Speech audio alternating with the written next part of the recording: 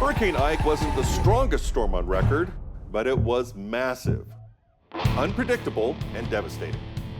I was on the ground, experiencing Ike as it tore through the Texas coast. I was in the studio tracking every frame, while my family wrote it out at a home in Houston. The scale, the impact, the human cost, that storm left a mark.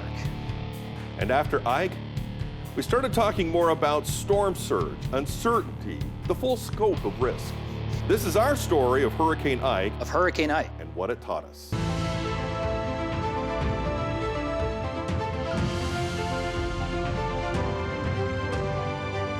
Hurricane Ike was a unique storm for both you and me, Dave, because for the first time, we both were going to go right through the heart of a hurricane. Yeah, it was my first time. It was your first time, not necessarily by choice. Mine was by choice, but I think we ended up with kind of the same experiences during the whole thing. So this is, just a couple of years after Katrina and Rita and other storms that had impacted the area. Yeah. What was the mood like as you were getting out there to Galveston and the island? What was going on? Oh, I had obviously some trepidation. This was my first hurricane. Some of the things that really stick out to me as I remember back is going east on I-10 towards the Houston area and just seeing all the traffic on the other side of the highway completely jammed up. And here we are, one car basically just chugging down east, and all the signs, up there saying, Hurricane evacuation. Coming, Exactly. Evacuate the island, and you're heading onto the island. But people don't know, Galveston is on an island. It is. And so when you get out there and the hurricane comes in, you are stuck. And that was the thing. It was a little nerve-wracking because it's going across. It's like the point of no return, right? Going across this bridge is once you go across it, you're there. And if I recall, it was actually a little difficult to get over the bridge in the first place because we actually ended up getting there the night before. It was a little less than maybe 24 hours before. But at that point, of course, they're getting prepared.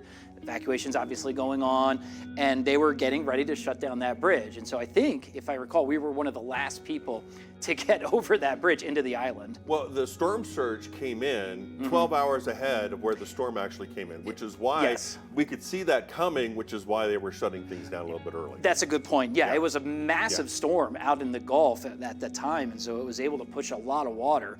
And so you're right, the storm surge came up well before the actual center of the storm moved in. Now, for me personally, I worked there, so I wasn't going to go anywhere. Right. But this was the first storm that my family was going to go through the heart of the storm. So we had some close calls and things. Sure. But this was hard for me because I literally had to say a couple of days before with my wife, honey, you guys, here's what you need to do. Good luck, and I hope you do all right. They actually went and stayed with some friends down the street, and they had boarded up everything exactly the way they should so that I didn't have to worry about them quite as much. Right. But still, unless you've ever been in a hurricane, when a hurricane is coming right at you, I'm a professional. I was nervous. I felt the tension as it was coming. Was your family in the city of Houston itself?